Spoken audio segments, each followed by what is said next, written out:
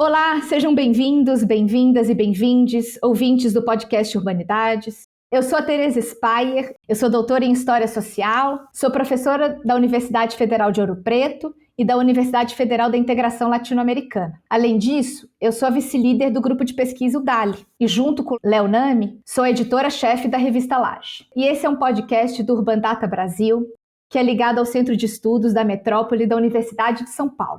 Para vocês se manterem atualizadas, acompanhem as redes sociais do Urbanidades, do Urbandata, e fiquem muito à vontade para poder mandar comentários e elogios. Gente, o tema de hoje é Diáspora Africana nas Cidades Brasileiras, Periferias e Insurgências. Esse episódio integra uma série sobre diáspora africana nas cidades brasileiras, feita em parceria com o grupo de pesquisa DALI, o Decolonizar América Latina e seus Espaços, que é vinculado à Universidade Federal da Bahia. Essa série com 3 episódios é um desdobramento do dossiê Cidades Africanas, publicado na revista Laje, do DALI. O dossiê foi organizado por João Pena, da Universidade do Estado da Bahia, por Celine Veríssimo, da Universidade Federal da Integração Latino-Americana, e pelo Murad Vaz, da Universidade Tecnológica Federal do Paraná. O dossiê conta com 3 volumes que tratam de cidades e arquiteturas, raça e questões emergentes na África e na diáspora. Tem a tradução de importantes artigos e também tem textos originais de autores e autoras do Brasil e de diversos outros países da África e da diáspora. Para ter acesso livre e gratuito, basta entrar no site da revista Laje, que deixamos aqui na descrição desse episódio. Para a discussão de hoje, estão aqui comigo o Denilson Araújo de Oliveira. O Denilson é doutor em Geografia, professor do Departamento de Geografia Humana da Universidade do Estado do Rio de Janeiro. Ele é docente da pós-graduação da Geografia da UERJ e da pós-graduação em Cultura, Territorialidades da Universidade Federal Fluminense, e ele coordena o grupo de estudo e de pesquisa em Geografia Regional da África e da Diáspora.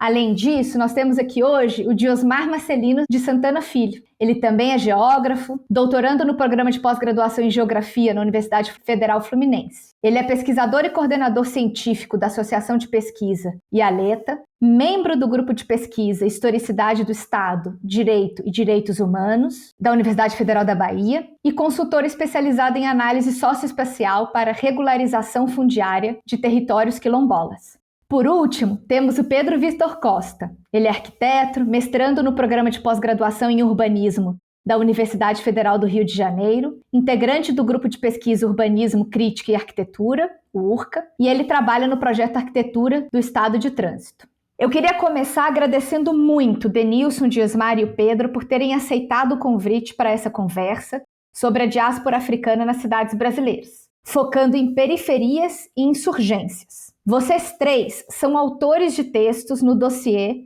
Cidades Africanas e enriqueceram muito a discussão. Eu, particularmente, adorei ler os textos de vocês. Gostaria de fazer uma pergunta para vocês 3. Aliás, todas as minhas perguntas são direcionadas para os 3. E antes de chegar nas perguntas de fato, eu vou fazer umas breves introduções para situar o público ouvinte. Então vamos lá. Denilson, no seu ensaio Trajetórias do Hip Hop e da Questão Racial Brasileira, alguns apontamentos, você procura compreender a inscrição espacial do racismo no espaço urbano e a trajetória da cultura hip hop como instrumento de combate ao racismo. Por sua vez, no seu artigo, Diosmar, que chama Territórios Negros, uma análise socioespacial em tempos de Covid-19, que você fez em coautoria com a Emanuele Góes e a Andréia Ferreira, vocês tratam do aprofundamento das desigualdades raciais durante a pandemia, refletindo sobre o direito à cidade em Salvador e no Rio de Janeiro. Já o Pedro, no ensaio escrito em parceria com Cauê Capilé e a Maria Mando, o ensaio intitulado A Doméstica de Magé, uma arquitetura em 8 atos,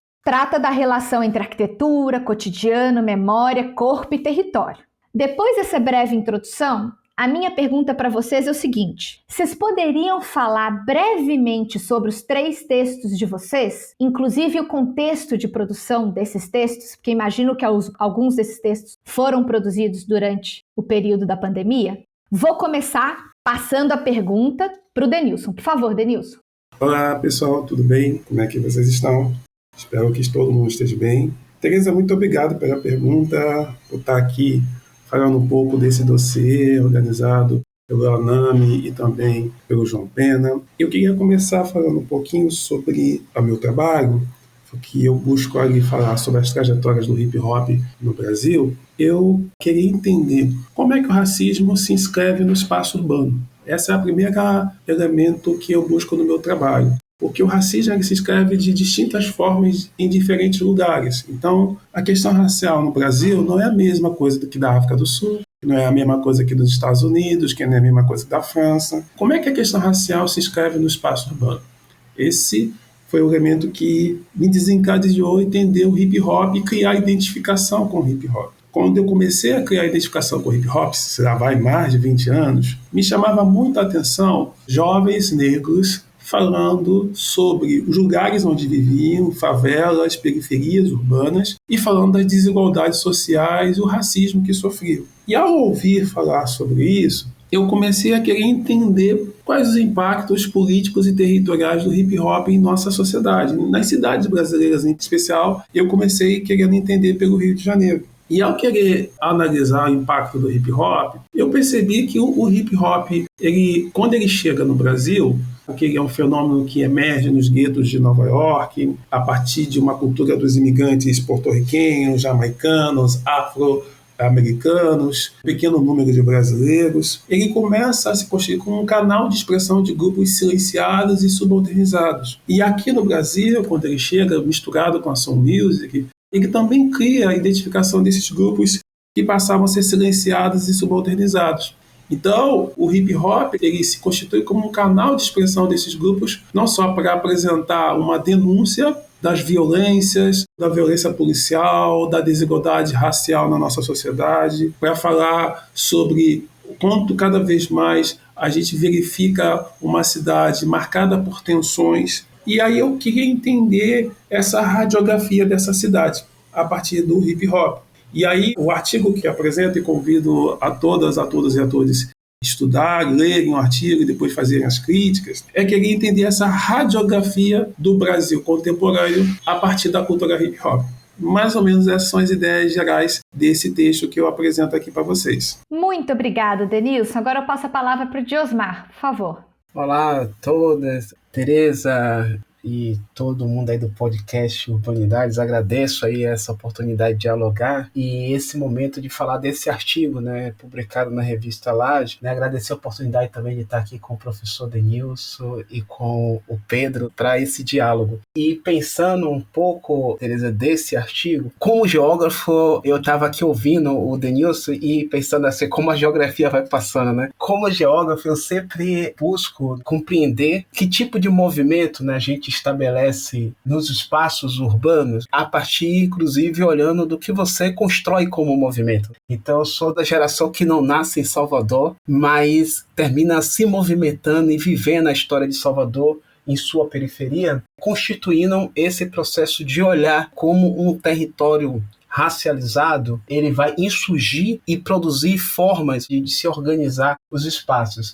E este artigo, que faço em conjunto com as pesquisadoras, sou epidemiologista, né? Tive essa alegria de poder dividir conhecimento com duas epidemiologistas, que é a Andréia Ferreira e a Emanuele Góes. A gente traz uma memória de algo que estava acontecendo assim, já antes da pandemia. Eu estava exatamente com um livro, que eu tinha lançado meu livro, eu estava viajando por várias cidades do Brasil, desde Natal a Porto Alegre, fazendo oficinas em áreas urbanas periféricas e também nas universidades, fazendo um diálogo. Era como traduzir a análise socioespacial do professor Milton Santos para uma análise socio-racial.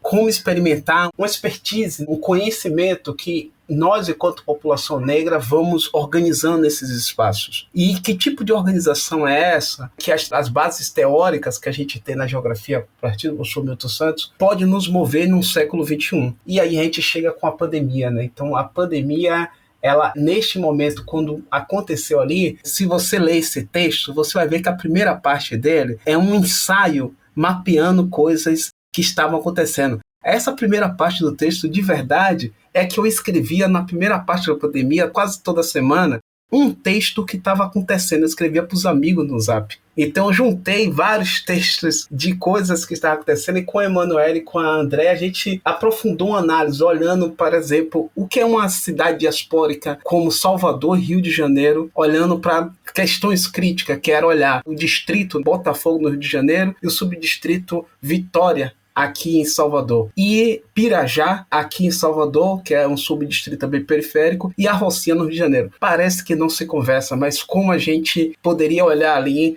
esse marcador de desigualdades raciais para fazer uma análise da pandemia naquele momento que estava acontecendo com o Brasil diante de um espaço desigual urbano que são as cidades diaspóricas no Brasil. Então era um artigo de movimento, de trazer para o centro uma base de conhecimento que está acontecendo, mas a gente queria deixar registrado. E eu acho que agradeço muito a Laje por deixar registrado esse momento nessa edição. Muito obrigada pela resposta. Pedro, por favor, você poderia falar um pouquinho do seu texto? Poderia, claro. Queria começar agradecendo a todos pela presença de todos aqui também, agradecer ao podcast Urbanidades pela oportunidade. E sim, o meu texto ele começa ele é o desenvolvimento do meu trabalho final de graduação, né? E eu comecei a pensar esse trabalho por volta de 2018, 2019, e fui terminar em 2020, já no ápice da pandemia, no caso. E haviam duas questões muito fortes para mim nesse momento. Eu sou uma pessoa que nasci na cidade de Magé, né, que é uma cidade da região metropolitana do Rio de Janeiro. Fica numa região conhecida como Baixada Fluminense. E desde muito pequeno eu era atravessado por essas questões de mobilidade, assim. Sempre foi uma questão chegar no colégio, chegar no ensino médio, depois a faculdade também. Eu sempre passei muito tempo nesse trânsito. Então essa questão da mobilidade para mim foi uma das primeiras. Outras duas grandes notícias nesse momento que me afetaram muito foi que a primeira vítima do Covid no estado do Rio de Janeiro foi uma empregada doméstica, tinha sido contagiada pela patroa que tinha voltado de uma viagem da Itália. Essa questão era muito forte, e a questão também de acabado de ter sido eleito o presidente Jair Bolsonaro, né, que havia sido o único deputado a votar contra a PEC das domésticas há um pouco mais de 10 anos atrás. Então isso era muito forte para mim, e eu comecei a me voltar para o município de Magé, que era um município que tinha votado nas eleições de 2018, a maior parte do município havia votado no Bolsonaro nas eleições de 2018. E tinha um outro fato ainda que se soma a tudo isso, era de que a cidade de Magé, do município de Magé, mais de metade da população era formada por trabalhadores informais e estavam diante de um grande momento político onde se debatiam todas essas questões trabalhistas, eram questões muito em alta. Então tudo isso me atravessou muito, até que eu me voltei para entender e querer trabalhar com o corpo dessas empregadas domésticas. Eu sou filho de empregada doméstica, neto de empregada doméstica. Minha família praticamente toda é formada por empregadas domésticas. E eu somei, assim, né? Peguei duas camadas, que era a camada dos problemas de mobilidade, a camada de corpos localizados numa periferia, mais a camada do que é ser uma trabalhadora doméstica nesse contexto metropolitano e de formação de periferia. Então foi mais ou menos por aí que eu caminhei. Muito obrigado, Pedro, pela resposta. Aliás, por sinal, na sua resposta você já adiantou parte da minha próxima pergunta. Muito bacana ver isso. Quer dizer que estamos conectados. Antes de fazer a pergunta, eu vou pedir licença para tratar de dois casos emblemáticos, né, que têm relação direta com o trabalho de vocês. Um deles o Pedro já mencionou aqui. O primeiro caso é dessa primeira vítima de Covid-19, como o Pedro falou. Foi uma empregada doméstica, ela se chamava Cleonice Gonçalves, uma mulher negra de 63 anos, que prestava serviço em um dos bairros mais nobres do Rio de Janeiro. A empregadora dela, cujo nome nunca foi divulgado, para gravar esse podcast aqui, eu pesquisei muito esse nome, não consegui achar. Também tem a ver com a força e os privilégios da branquitude. Essa empregadora tinha voltado da Itália e mesmo com a suspeita de ter contraído a doença, ela manteve a trabalhadora em jornada normal. A Cleonice trabalhava desde os 13 anos de idade. Ela era moradora de São Miguel Pereira, no centro-sul fluminense, enfrentava mais de 120 quilômetros, 2 horas, para chegar ao seu local de trabalho, no Alto Leblon, na zona sul do Rio, e ela morava no local de trabalho durante a semana, com seus empregadores. E ao contrair a doença, a Cleonice foi despachada de táxi para Miguel Pereira e morreu no dia seguinte, em um hospital municipal em 17 de março de 2020. Esse é o caso 1 que o Pedro já tinha mencionado. O caso 2 é o seguinte. No dia 2 de junho de 2020, o Miguel Otávio Santana da Silva, de 5 anos, caiu do 9º andar do condomínio Pier Maurício de Nassau, um dos imóveis de luxo do conjunto conhecido como Torres Gêmeas. no cais de Santa Rita, no Recife. Ele foi deixado sozinho no elevador por Sari Corte Real, que era a patroa da sua mãe, da Mirtes. Mirtes foi obrigada a continuar trabalhando durante a pandemia de Covid-19 e há indícios de que ela e o filho foram contaminados pelos patrões, a Sari e o Sérgio Hacker. Por sinal, esse Sérgio Hacker era prefeito de Tamandaré. Sari foi condenada em primeira instância por abandono de incapaz, em julgamento realizado em maio de 2022, com a sentença de 8 anos e 2 meses de prisão. A defesa dela recorreu, pediu a anulação da condenação. Ela segue respondendo ao processo em liberdade. Além disso, a Mirtes e a mãe dela, Marta Santana, ambas trabalhadoras domésticas na residência do casal, eram pagos pela Prefeitura de Tamandaré. Em 2021, o Ministério Público do Trabalho reconheceu a existência de racismo estrutural, sexismo e classismo na contratação da Mirtes e da Marta. E em 2023, o Tribunal Superior do Trabalho condenou os 2 ex-patrões a pagarem 386 mil por dano moral coletivo. A partir desses 2 casos, dá para a gente ver que o racismo segue estruturando as relações sociais e as cidades no Brasil. E aí eu queria perguntar para vocês, parafraseando o Diosmar, o texto do Diosmar, como é que é possível a gente desafiar os ganhos do racismo como direito ancestral das elites brancas nas sociedades brasileiras? E aí eu passo a palavra para você, Denilson, por favor. Obrigado pelas questões bastante complexas, importantes para a gente enfrentar em nossa sociedade, especialmente porque a nossa sociedade, durante longo período, abdicou-se de discutir a questão racial. Eu acho que a sua fala, Tereza, ela traz vários elementos para pensar as nossas cidades. Um primeiro elemento, quando você apresenta o caso das primeiras pessoas que foram contaminadas com Covid, a gente percebe o que o Jorge Luiz Barbosa chama de distinções corpóreas de direitos e distinções territoriais de direitos. Ou seja, essas distinções corpóreas e territoriais de direitos mostra para a gente o quanto a nossa sociedade foi sendo estruturada pelo racismo, interseccionada a múltiplas outras formas de opressão.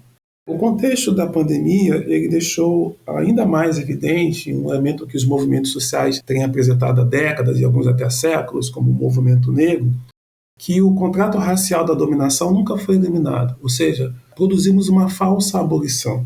Essa falsa abolição definiu que alguns grupos foram estruturados por privilégios, vantagens econômicas, usurpam o Estado para o seu bem próprio e definem uma aceitabilidade da matança. O caso que você apresenta para a gente, Tereza, demonstra que a Judith Butler fala para a gente que algumas vidas, e as vidas negras, são indignas de serem vividas e suas mortes não serão passíveis de luto. E a pandemia ela demonstrou para nós o quanto as lutas negras são lutas que não só colocam em questão uma cidade marcada por uma lógica racial, mas também outros horizontes de sentido. A gente viu, no contexto da pandemia, as diferentes experiências de moradores de favelas, majoritariamente negras, construindo lógicas de solidariedade, construindo formas de autoajuda, politizando a necessidade de racialização dos dados das mortes de Covid, a necessidade de problematizar também a forma de como o Estado age, especialmente mesmo a DPF que colocava a proibição de operações policiais em áreas de favela, que foi dura, foi vastamente desrespeitada. Então, acho que a gente percebe a necessidade quanto as lutas negras propõem um novo projeto de sociedade. Eu acho que essa que é mais ou menos o que eu vejo que o hip hop me ajuda a pensar sobre as cidades brasileiras na diáspora. Tá ótimo, muito obrigada. Diosmar?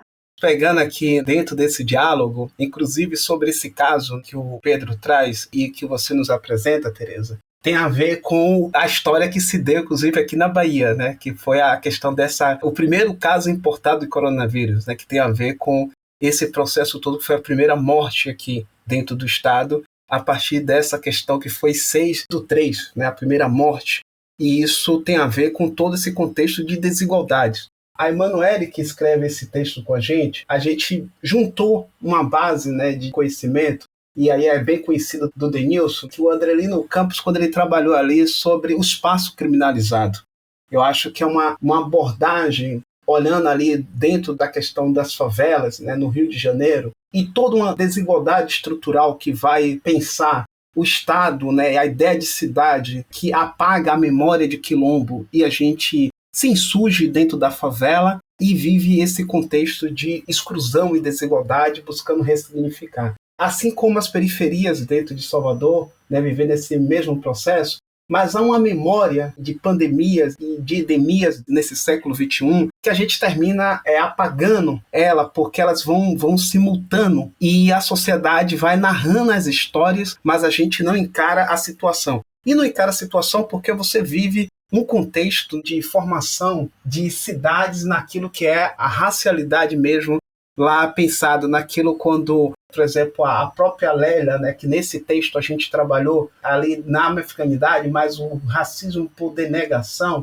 quando você pega um processo histórico de eliminação dos outros. Esse é um contexto científico que nós, enquanto população negra, viemos escrevendo aí no século XX, principalmente. E quando você olha a crise viária, você lembra daquilo que foi a gripe viária? Na primeira década do século XXI, que chegou no Brasil, que tinha gripe, todo mundo tomou um monte de remédio e ali tinha um momento bom no governo que passou, mas depois você teve Zika vírus, chikungunya, e tudo isso gerou problemas estruturais no campo da saúde, da vida nas periferias de cidades como Salvador, Rio de Janeiro e outras cidades como Recife, como o Amazonas, como Macapá, onde tem maioria populacional negra, que ninguém mais falou sobre o que aconteceu e o que está acontecendo ainda com as endemias. E de repente a gente cai dentro da Covid-19. E quando a gente entra na Covid-19, a gente entra em um processo desestrutural do país, mas todos aqueles que não eram parte desse processo de um governo negacionista não agiu diferente deles ao olhar a pandemia. Só em você poder pensar que todos os estudos da pandemia era que o Brasil não teria nem carnaval em 2020. Mas a gente trabalhou para ter o carnaval e trabalhou para sair da pandemia para viver de novo o carnaval. E aí, essas histórias, né, que são das mulheres assassinadas, né? Eu sempre digo para as pessoas que a maior revolução que pode existir no campo do trabalho no Brasil hoje é no dia que o trabalho doméstico parar. Mas o trabalho doméstico não é só uma mulher que vai trabalhar na casa de alguém. É o tanto de homens e mulheres que se movem todos os dias no país para fazer as cidades funcionar. As cidades dependem dessa exploração e desse trabalho. Então, esse campo da desigualdade é o que a gente está chamando no estudo, que é olhar para essa estruturação para pensar aonde vai ter hospital para atender as pessoas naquela complexidade que a Covid-19 exigia. Qual era a estrutura das cidades, tanto no Rio de Janeiro ou tanto na cidade como Salvador? E por isso que a gente pegou os subdistritos para, inclusive, mapear tudo que veio de serviços, onde foi montado e aonde foi desmontado. Aonde foi montada essa estrutura para atender e aonde foi desmontado. E como a gente tratou a dimensão do trabalho dentro disso? Porque o trabalho tem a ver com a ideia de escravidão. Tem a ver com a memória de que quem é que limpa as latrinas não tem o direito à humanidade. Então, aquilo que a gente colocou no texto para trabalhar inclusive esses dois conceitos, a africanidade e o espaço criminalizado, para a gente refletir o que é analisar territórios negros dentro de um processo como foi a pandemia. Essa memória foi feita, mas como a gente saiu dela, é tão violento quanto. A gente já não quer nem falar o que foi aquele momento. Se acontecer agora de novo, o Estado não está pronto para responder da mesma forma. Você tem toda a razão. O Estado não está preparado para nada, né? É isso. Enfim, muito obrigada pela resposta, Pedro. Difícil, Tereza, difícil a pergunta. Mas, bom, no meu trabalho eu vou me voltando mais para uma leitura territorial, né? Então, para uma disputa de território, na verdade, que eu acho que é o que deixa mais claro durante a minha pesquisa, essa divisão, essa grande herança da escravidão que está presente nesses fluxos urbanos. Então, um dos pontos importantes que eu acabo pesquisando no meu trabalho, que eu acho que deixa isso muito claro, é que, por exemplo, de toda a população de trabalhadoras domésticas, quase 70% delas são mulheres negras. E quase em sua totalidade são mulheres que se autodeclaram negras ou pardas também. Então, são mulheres que ocupam espaços, não só o seu corpo ocupa espaços diferentes no território e na cidade, assim como o fato de serem trabalhadoras domésticas, de serem mulheres que ocupam essencialmente espaços domésticos, soma ainda mais uma camada em toda essa problemática. Por que eu estou falando isso? Na minha metodologia de trabalho, eu acabei me voltando para 8 trabalhadoras domésticas. Dentre elas estavam minha avó, minha mãe, tias, e me fechei nessas trabalhadoras para tentar me aprofundar mais, assim, do que pegar uma grande população. Assim, eu tinha alguns dados e estatísticas, mas me interessava muito entender profundamente o maior que eu pudesse, o mais profundo que eu pudesse chegar de um grupo menor. Então eu selecionei essas 8 mulheres para identificar semelhanças e diferenças na vida delas. Mas uma das semelhanças, assim, que acaba se tornando um dado, é que as trabalhadoras que eu pesquisei gastavam mais ou menos de 2 horas e meia a 4 horas se locomovendo, né, se deslocando do lugar onde elas moram até o lugar onde elas trabalham. Que elas moram em Magé, na cidade de Magé. Todas elas trabalhavam na região da zona sul da cidade do Rio de Janeiro, né, que é a região mais abastada da cidade, no caso. Dessas mulheres, as trabalhadoras que trabalharam por 25 anos com trabalho doméstico passaram por volta de 4 anos inteiros dentro do ônibus. Então, o que significa isso, né? O que significa um corpo que passa de 25 anos de trabalho, 4 desses anos, ela passa dentro do ônibus, ela passa nesse trajeto entre a casa dela e o trabalho. Para além disso, dessas 8 mulheres, 6 delas tinham um sonho de concluir uma graduação, tinham um sonho de concluir os estudos, tinham um sonho de chegar ao ensino superior, né? E, por coincidência, né, esses 4 anos são exatamente o que elas levariam, por exemplo, para cursar algum desses cursos que elas tanto almejavam. Então, a gente tem aí o tempo de vida, né, o tempo do corpo, como uma camada em disputa também, como uma camada que é consumida por esse território, que é historicamente dividido a partir de lógicas coloniais. A história da mobilidade, desde o momento em que a família dessas mulheres chegaram na cidade de Magé, até o momento que elas começam a trabalhar como trabalhadoras domésticas, é um corpo que vai passando por diversas diásporas, né? E essas diásporas são frutos diretos da divisão de terra. Então a mobilidade na região metropolitana do Rio de Janeiro, ela está diretamente relacionada com o acesso à terra, com essa disputa histórica de terras que foi muitas vezes vencida, né, pelas elites brancas que colonizaram esse território durante muito tempo. Principalmente nesse momento, eu começo a tentar entender como que a gente tem uma estrutura colonial sobre esse território, a gente tem uma divisão de território onde as pessoas moram, onde elas trabalham, quem mora onde, quem mora no morro, quem mora embaixo, quem mora perto da praia, quem mora perto do parque, quem mora perto do lixão. Toda essa divisão de moradia, ela é guiada e estruturada por uma história colonial que se perpetua nesses movimentos que refletidos no cotidiano, assim. É um problema que você consegue enxergar numa escala macro de história, numa escala de séculos, assim como é um problema que você consegue enxergar numa escala de horas, das 24 horas no dia. Principalmente no corpo dessa trabalhadora doméstica, que vai passar 4 horas do seu dia dentro de um ônibus, dentro do trem, em filas de ônibus, vai sofrer com esses problemas da mobilidade, porque como a mobilidade é um sistema urbano, a mobilidade pública, né, é um sistema urbano majoritariamente utilizado por essas populações mais periféricas, é também um sistema deixado de lado. E a gente vê esses problemas muito escancarados atualmente nos ônibus, nos trens, em toda essa ineficiência programada desses sistemas, que acabam afetando diretamente a vida dessas pessoas que não conseguem estudar, que não conseguem ter acesso aos equipamentos de cultura, aos equipamentos de saúde de qualidade, e acabam sendo deixadas quase que à sua própria sorte, né? Se você parar para analisar os privilégios de todas as camadas.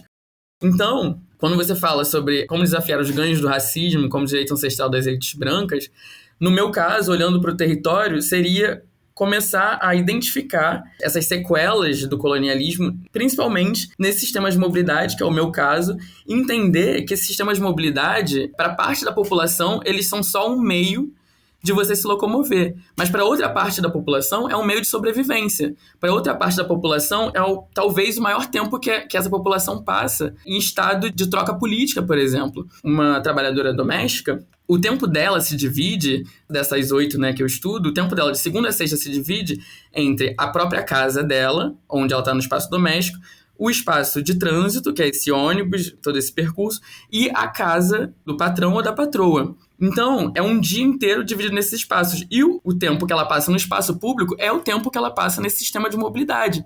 Então, eu começo a tentar enxergar que talvez esse sistema de mobilidade ele tenha uma potência política e de transformação muito maior da vida de uma trabalhadora doméstica do que, por exemplo, de um trabalhador comum da Zona Sul, da própria patroa dessa mulher. Então, talvez, se a gente começa a enxergar esse sistema de mobilidade como um sistema que tem uma potência de transformação nessas periferias e passa a não tratar eles como simplesmente um desenho de mobilidade, mas um desenho que tem uma capacidade de transformar aquele território politicamente, eu acho que a gente pode começar a pensar, a desafiar os ganhos do racismo urbanisticamente.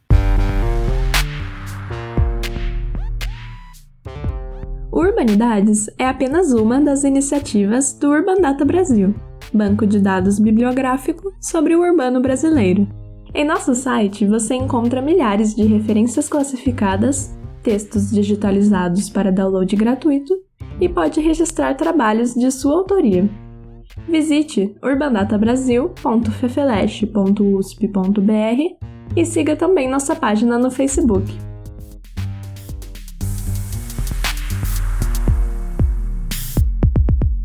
Muito obrigada pela resposta, Pedro. Aliás, os 8 atos, essas mulheres no seu ensaio, é belíssimo. Visualmente também muito belo. Gente, seguindo aqui, nos 3 textos, fica muito claro o quanto ainda é necessário colocar em xeque, tomando emprestado as palavras do Pedro, os esquemas da Casa Grande da Senzala e centro e periferia, principalmente o esquema da Casa Grande da Senzala. Os espaços construídos continuam materializando e naturalizando as relações de domínio. Isto é, os espaços foram e seguem sendo construídos por lógicas patriarcais brancas que instalam camadas segregacionistas e, no caso do texto do Pedro, isso ficou muito claro, a senzala mascarada de área de serviço. E aí, dentro da área de serviço, os espaços da cozinha, da lavanderia, do quarto, o banheiro de serviço. O Pedro termina o ensaio dele falando em hackear as arquiteturas do espaço metropolitano contemporâneo. Acho até, Pedro, que no finalzinho da sua última resposta você falou um pouquinho disso. Mas a pergunta para vocês 3 é a seguinte: na opinião de vocês, que estratégias têm sido desenvolvidas nesse sentido aqui no Brasil para hackear essas arquiteturas do espaço metropolitano, para enfrentar a Casa Grande, a Senzala, centro e periferia, etc. Ótima questão, e isso me faz lembrar um debate que aconteceu em África nos anos 80.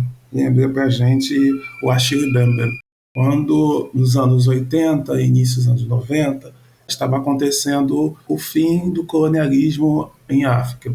E aí o Achille Mbembe coloca isso em várias cidades africanas, a necessidade de problematizar as heranças do colonialismo em nome de rua, em estátuas, em bustos. E o Achille Mbembe coloca lá, na realidade africana, que era problematizado na década de 80. Se a gente olhar particularmente na diáspora, ou seja, aqui para a gente, nós nunca fizemos um enterro simbólico do colonialismo. Nós ainda verificamos, como diria o Racionais MCs, quem matou muito negro ganhou medalha de prêmio. Ganhou nome de rua, ganhou nome de praça, ganhou nome de escola, ganhou nome de bairro, virou busto, virou estátua. E aí, essa espacialização da dominação racial, ela é reveladora de quanto também o papel do Estado na promoção da gestão do território com critérios racistas, que nós temos chamado de uma gestão racista do território. E o que a gente tem visto hoje, principalmente com o movimento de mulheres, especialmente o movimento de mães que foram vítimas da violência do Estado, tiveram seus filhos assassinados, elas têm colocado a necessidade de a gente problematizar essas grafias espaciais negras, como lembrar aqui o professor Carlos Walter Porto Gonçalves, ou seja, essas geografias. Quando elas começam a colocar, portanto, o nome de ruas com o nome de seus filhos assassinados, elas estão falando exatamente em questionar essas pessoas que eram estupradores de mulheres negras, assassinavam pessoas negras e viraram nome de praça, escola.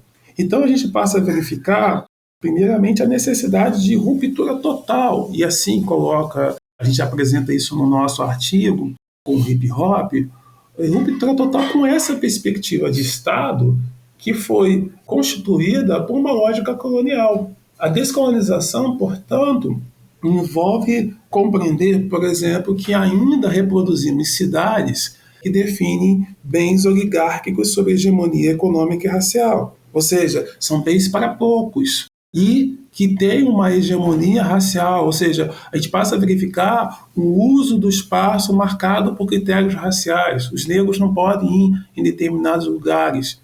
Aqui no Rio de Janeiro, a gente verifica isso tradicionalmente na época do verão, enquanto em contextos de jovens negros indo para as praias das áreas ricas da cidade, isso vira questão de segurança pública, às vezes até de questão de segurança nacional.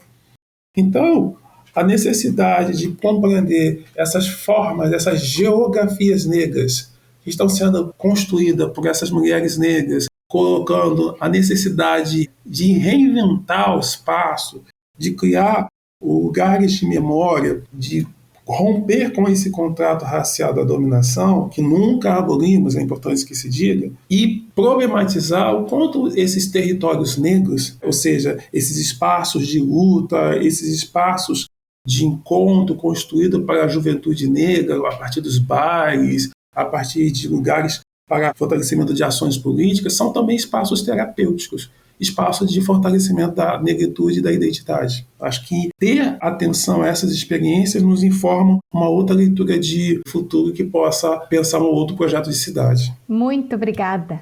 Bom, pessoal, eu vou aí pegar nessa construção do que a gente está falando sobre hackear. Eu comungo de uma ideia de que busco, fazer dos estudos um mapeamento ou a geografias da realidade a partir do que a gente constrói, mas há algo que a gente vai precisar dar saltos.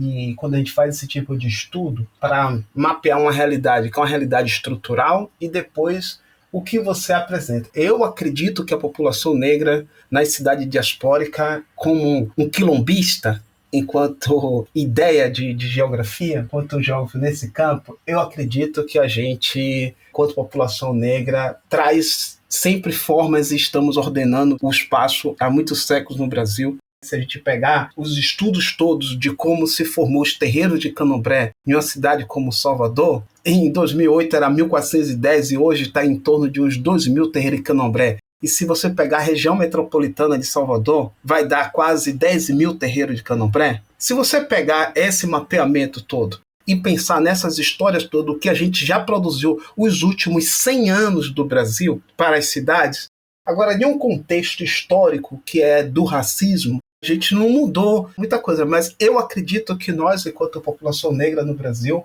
ordenamos as cidades, estamos produzindo novas formas. Eu acredito que a ideia do consumo e da economia faz com que a gente pare no mesmo lugar do diálogo do outro, de como o colonialismo não morreu.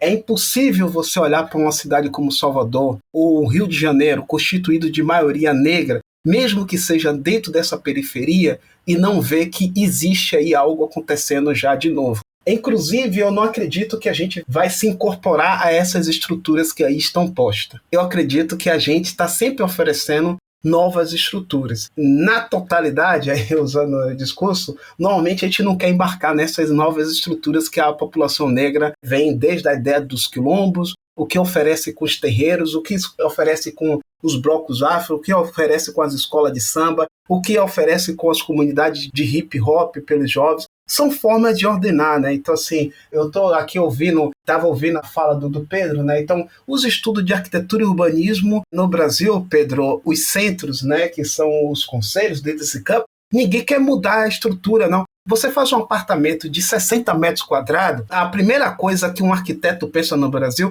é fazer um banheiro separado para a empregada doméstica. Então, assim, esse é um modelo colonial que está sendo elevado hoje para torres de 20, 30 andares. O projeto de um elevador de serviço e um banheiro separado para que as pessoas ali, o outro, Beatriz Nascimento já tinha falado sobre o outro, ali das cidades, como a gente vai estar produzindo essas questões.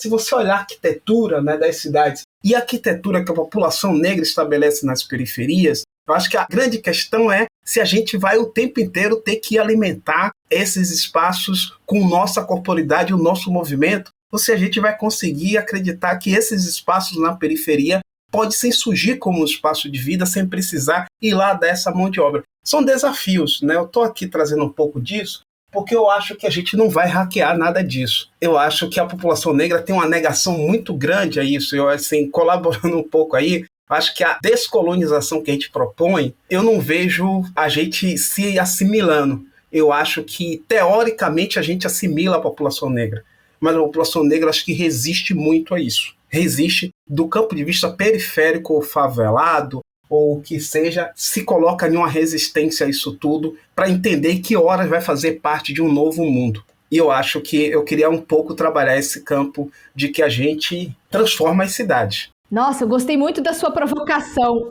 E passando a palavra para o Pedro, você acha que os arquitetos do Brasil, seguem projetando apartamentos de 60 metros quadrados com banheiro de empregado? É até um dado, assim. Os novos apartamentos seguem reproduzindo isso, mesmo os minúsculos apartamentos nas nossas grandes cidades? A arquitetura no Brasil, provocando um pouco, segue esse padrão ainda? Com certeza, eu vou concordar plenamente com o Diosmar.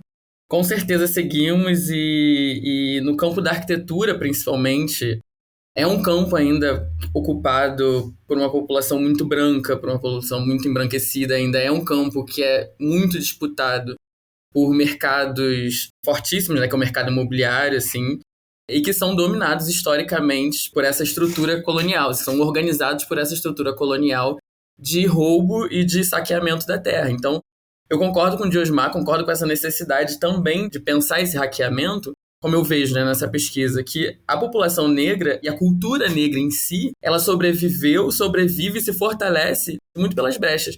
Ela foi obrigada a hackear, na verdade. Há séculos ela foi obrigada a hackear os espaços como uma maneira de sobreviver e de se fortalecer também. Quando você é posto diante de um sistema onde você é completamente excluído, onde você é realmente eliminado, você não é só silenciado, né? O seu corpo é eliminado mesmo, o seu corpo é morto. Então, quando você se depara que você está dentro desse sistema, você é obrigado a hackear para você sobreviver. Eu concordo com o Diosmar que a cultura negra, a população negra já hackeia há muito tempo, hackeia a música, hackeia a dança, hackeia os espaços. E muita parte da força cultural brasileira a gente deve a esse hackeamento. E estamos agora, eu acho que de frente para uma grande questão, que é como esse hackeamento, ou como a gente deixa de hackear para realmente transformar e subverter todas essas coisas, né? Como a gente consegue não tentar modificar a estrutura, mas mudar a estrutura, né? Não é só abrir um espacinho, uma brecha na estrutura, mas é realmente destruir toda a estrutura.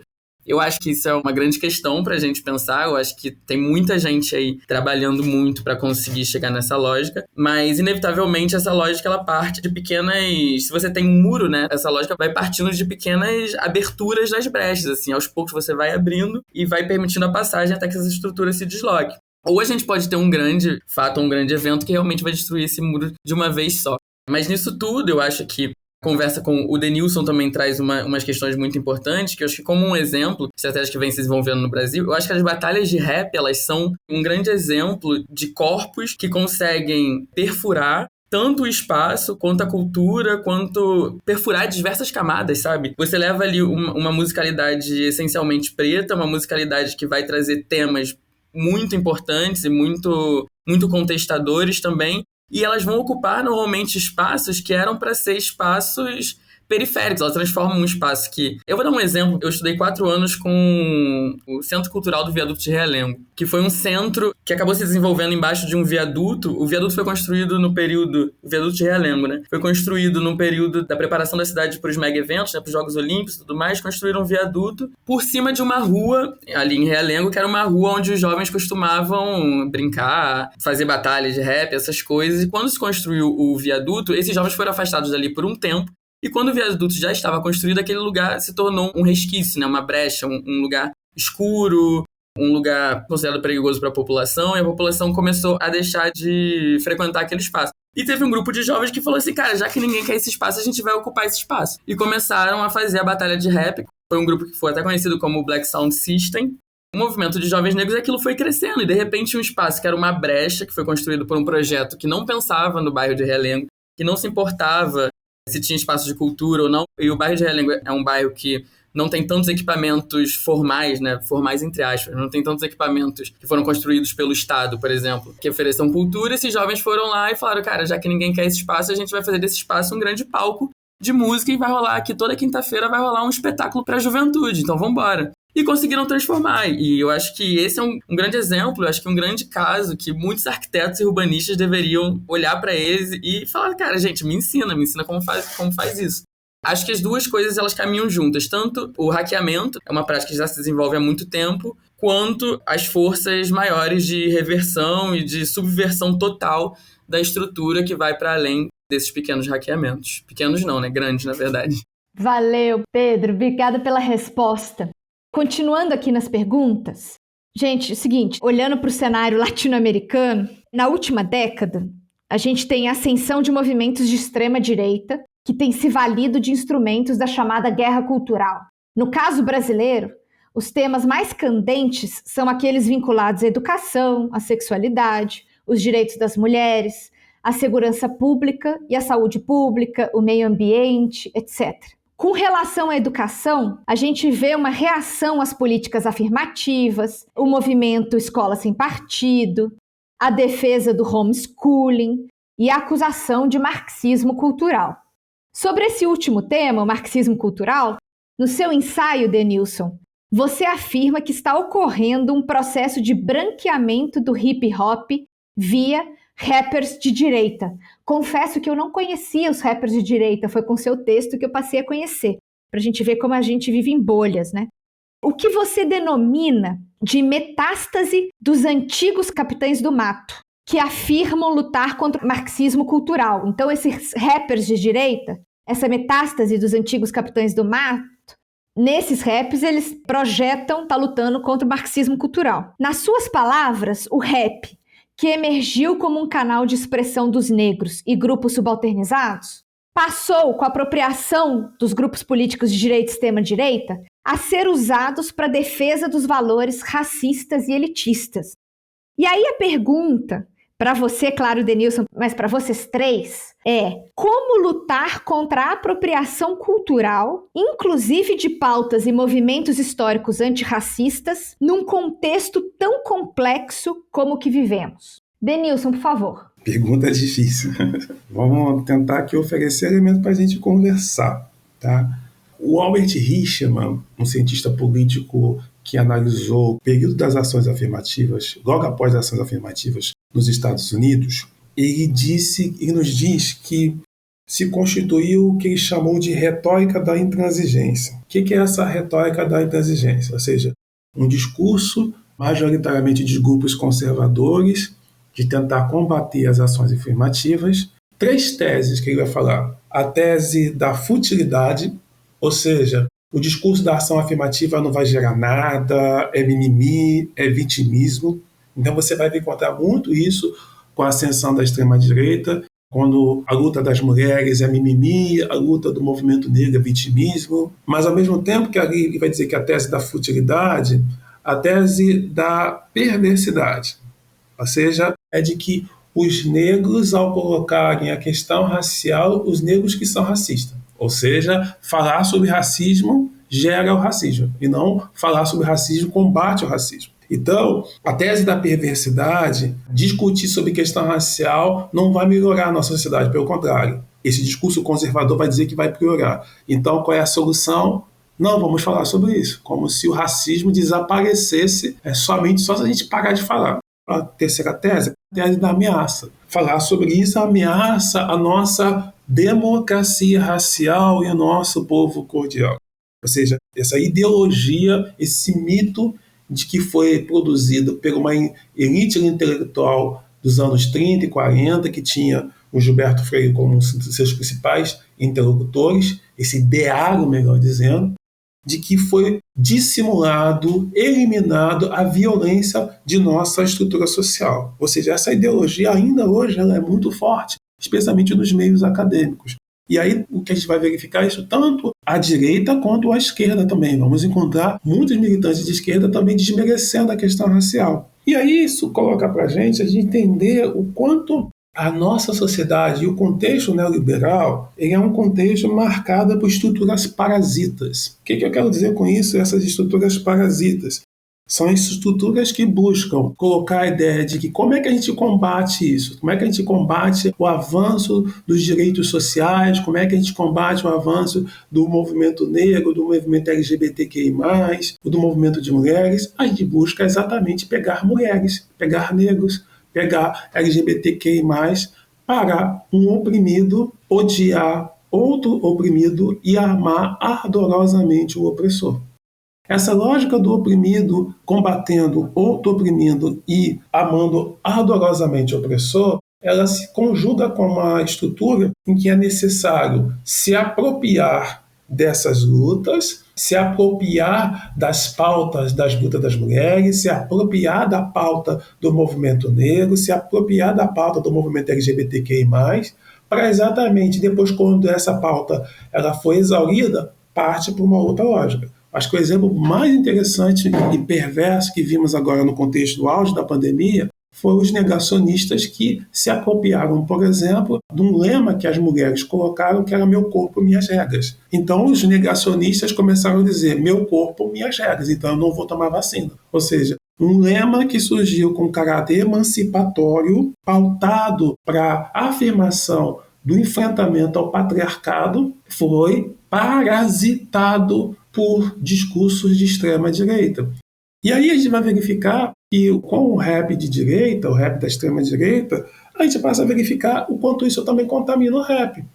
E essa contaminação dessa estrutura parasita é exatamente do que? O oprimido que produz um auto-ódio.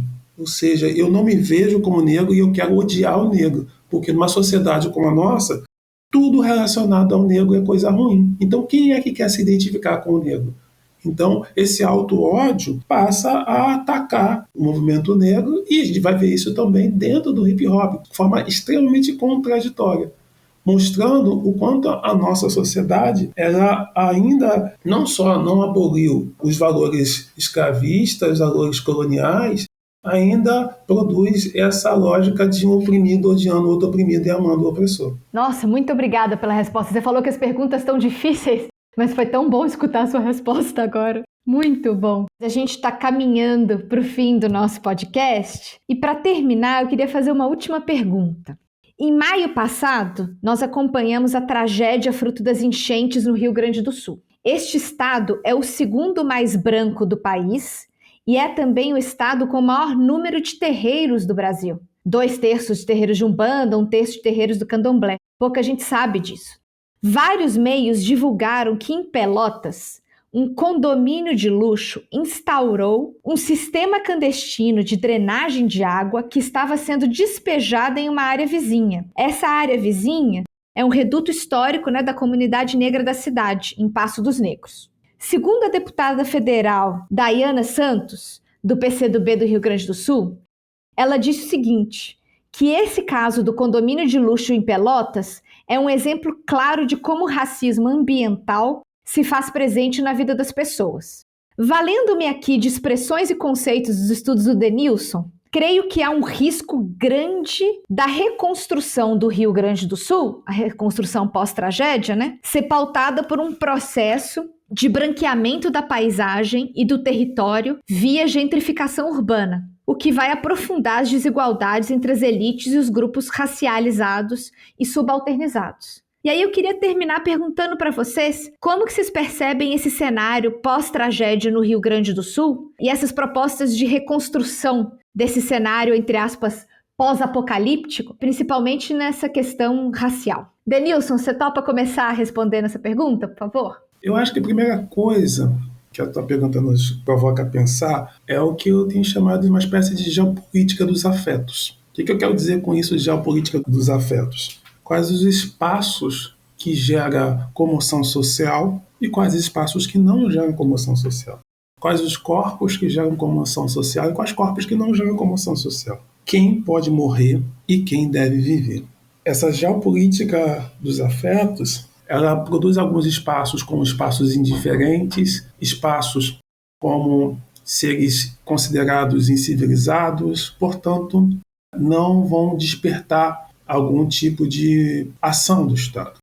E aí a gente passa a verificar que a gente tem visto, nossos estudos têm demonstrado isso, não só com a análise que nós fizemos nesse texto, mas também lá com o nosso grupo de pesquisa, o NEGRA, Núcleo de Estudos e Pesquisa em Geografia Regional da África da Diáspora, é o quanto as cidades têm sido marcadas por uma espécie de gestão racista do espaço. Essa gestão racista do espaço, ela define quem será alvo dessa política para garantir uma vida qualificada e quais localidades em que você não terá essa vida qualificada. Então, a gente vê o que? A espacialização do Estado de direitos para alguns e o Estado de exceção para outros. Mas, ao mesmo tempo, essa é uma das dimensões do que tem sido chamado de hoje de racismo ambiental, uma luta que de mais de 50 anos que o movimento negro tem pautado. Muito obrigada, Edenilson. Diosmar, você gostaria de contribuir com a conversa?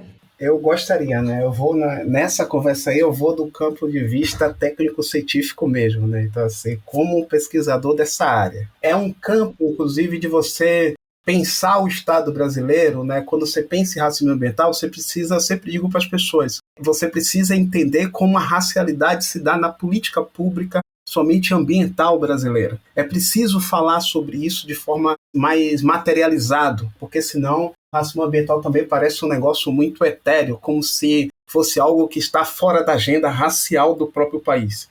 Então esse é um campo que a gente, desde 2008, está aí escrevendo. E sobre o campo das mudanças climáticas, os últimos 4 anos, com a Associação de Pesquisa Aleta, a gente inaugurou um ciclo de estudos sobre desigualdades e mudanças climáticas, olhando para as capitais da região norte e nordeste do Brasil, trabalhando aquilo que seria desigualdades a partir do ordenamento territorial, olhando para a população negra, dimensões e os impactos determinantes nos territórios das populações, de como o racismo, o sexismo vai estruturar aquilo que é o ordenamento territorial e como prévia, uma desigualdade prévia às mudanças climáticas. Então, por que eu estou falando isso? Porque a gente fez um estudo que tem bastante material nesse campo e observando, né, atuando para a política climática hoje no Brasil, onde eu estou liderando junto com outras pesquisadoras da associação, a gente alertava sobre questões das desigualdades prévias nas cidades brasileiras para você adentrar um processo de política pública e mudanças climáticas. O momento do evento, dessa tragédia que acontece no Rio Grande do Sul, você está falando de um dos territórios onde tem o maior grupo de estudos nessa área de clima e área de engenharia, infraestrutura e drenagem do país. Se não tivesse acontecido no Rio Grande do Sul esse evento, se você pegasse os dados no Brasil sobre defesa civil nacional, infraestrutura, material, humano, tudo isso para gestar uma tragédia, um evento climático, saiba você que os melhores dados de infraestrutura, de conhecimento, de material, eram os dados que elevava, né, o dado Brasil é o dado do Rio Grande do Sul. A gente publicou ano passado 2 notas técnicas, a Associação de Pesquisa Aleta, sobre isso, olhando o Brasil e fazendo um recorte para as cidades norte e nordeste. Então, hoje, o que você tem na realidade do Rio Grande do Sul e o que está acontecendo em Porto Alegre, há um apagamento da história da presença negra em Porto Alegre, há uma violação ali, uma desigualdade estabelecida. Não é só os terreiros, não. Porto Alegre tem uma experiência de quilombo urbano que quase ninguém conhece no Brasil, de titulação de quilombo urbano e insurgência de quilombos urbanos dentro do município de Porto Alegre, que não acontece em outros lugares, nem no Sudeste, né? Nem em Salvador está acontecendo como aconteceu nas últimas 2 décadas em Porto Alegre. E, de repente, você está diante de uma realidade de racismo, de exclusão, de desigualdade, e você vai discutir uma agenda climática. Então, dizer que essa agenda climática, da forma que ela se deu, e as soluções que vão vir fora dessa realidade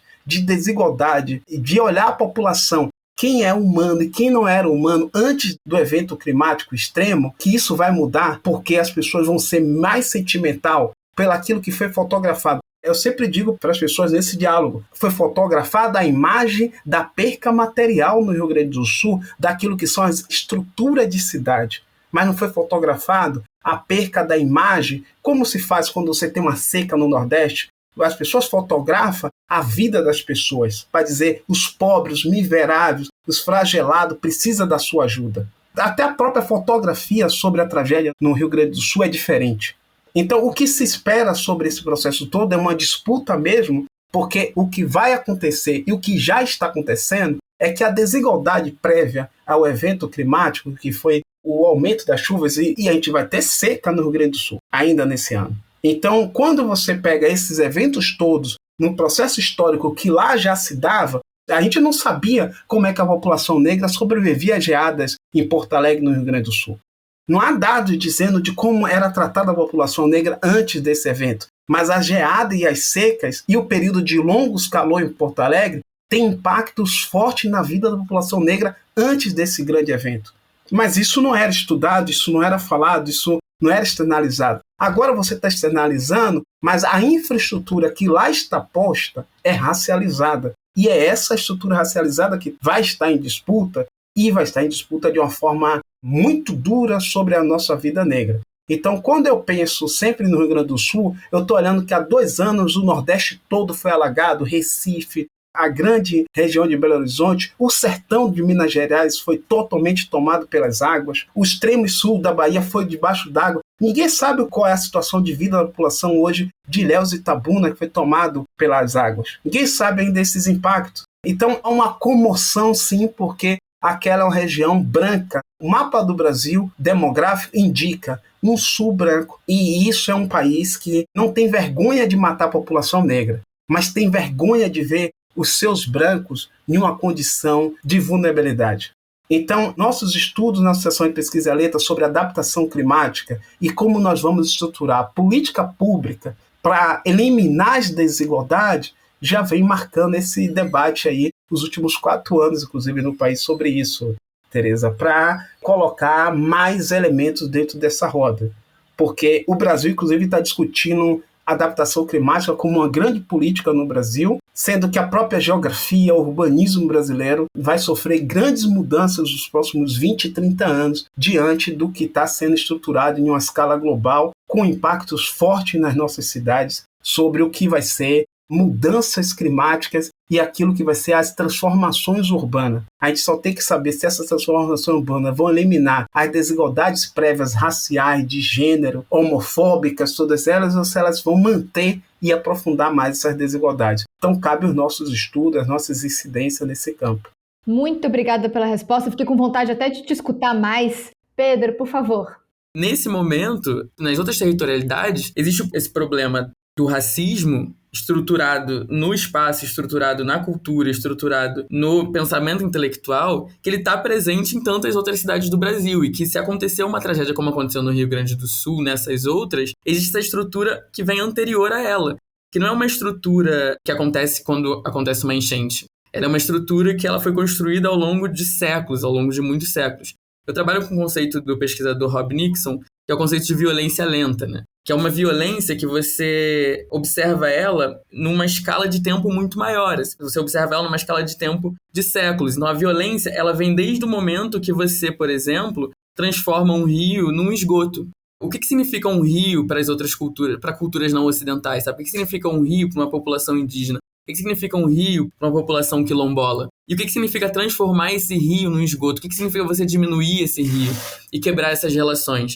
Então, esse processo de desencantamento do território, desencantamento da terra, desencantamento dos outros seres, é um processo que acontece em muitos anos e que são expostos da maneira mais cruel em situações e eventos como esse tipo de catástrofe. Mas é uma catástrofe que está fincada, embasada, estruturada por um espaço e por um sistema colonial. E enquanto esse sistema não for quebrado, e aí o assunto ele vai além do assunto climático, do assunto ambiental, ele transborda para um tema cultural e social, é uma catástrofe social acima de tudo, né? Então a gente precisa, mais do que preparar as cidades para uma catástrofe climática, é desestruturar os sistemas coloniais das cidades. Porque isso vai ajudar e muito a população a sobreviver e a lidar com essas mudanças e, na verdade, conseguir, de certa maneira, resistir a essas mudanças.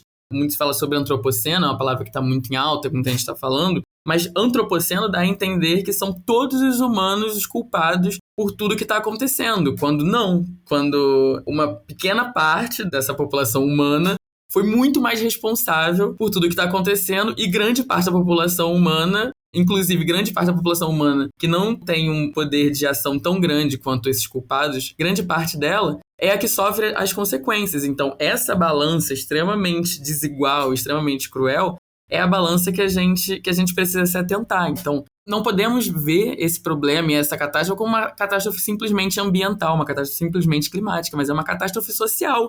É um reflexo de como se estruturou politicamente, territorialmente, culturalmente o Brasil como nação. E eu acho que ela deixa uma grande pergunta, que é o que vamos fazer a partir de agora. Eu queria agradecer uma vez mais ao Denilson, ao Diosmar e ao Pedro pela rica conversa. Quero lembrar todos os ouvintes, a todas as ouvintes, que uma discussão mais ampla pode ser acessada na revista Laje e nos demais episódios dessa série. Então eu convido todo mundo a ler os textos. São textos muito bons, além de tudo belos, vocês três escrevem muito bem. Fora que ter acesso à revista é muito bacana também pelas imagens. A revista é muito bonita. Então, deem uma olhada lá na revista Laje e também, né, como eu já tinha falado no começo, para vocês se manterem atualizados, acompanhem as redes sociais do Urbanidades e do Urbandata. Fiquem à vontade para mandar os comentários e os elogios. E eu queria agradecer a todo o pessoal do Urbanidades, principalmente o Vânia que está aqui nos acompanhando, por ter aberto esse espaço para essa discussão, que é tão importante. Até a próxima, todos e todas, mas antes da gente finalizar totalmente, eu vou passar a palavra para os nossos convidados. Por favor, Denilson. Obrigado, Tereza. Obrigado, Pedro, Diosmar, todo mundo aqui que está na técnica aqui do podcast e aos ouvintes que estão aqui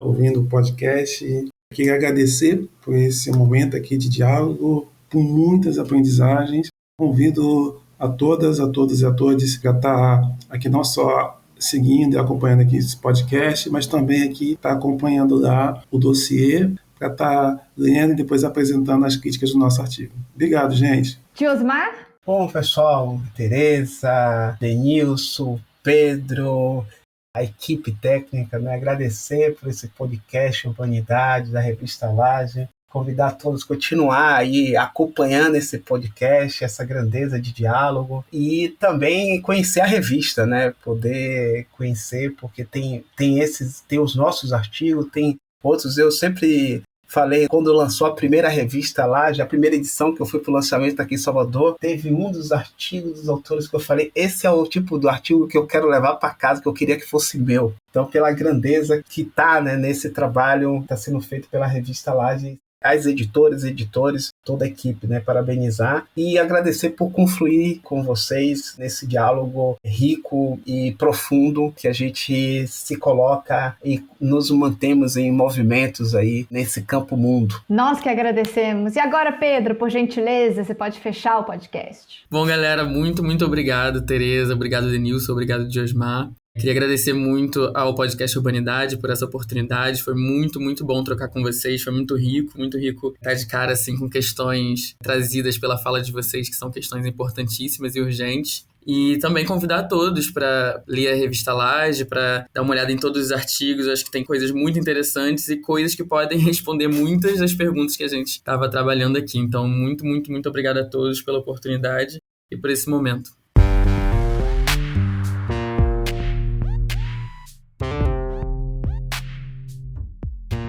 O Urbanidades é produzido pelo Urbandata Brasil, banco de dados bibliográfico sobre o Brasil urbano. Ele é feito por bolsistas e associados, sob coordenação da professora Bianca Freire Medeiros. O Urbandata está vinculado ao Centro de Estudos da Metrópole e está sediado no Departamento de Sociologia da Universidade de São Paulo. Visite o perfil do Urbanidades no Instagram, @Urbanidadespodcast, e a página do Urbandata Brasil no Facebook.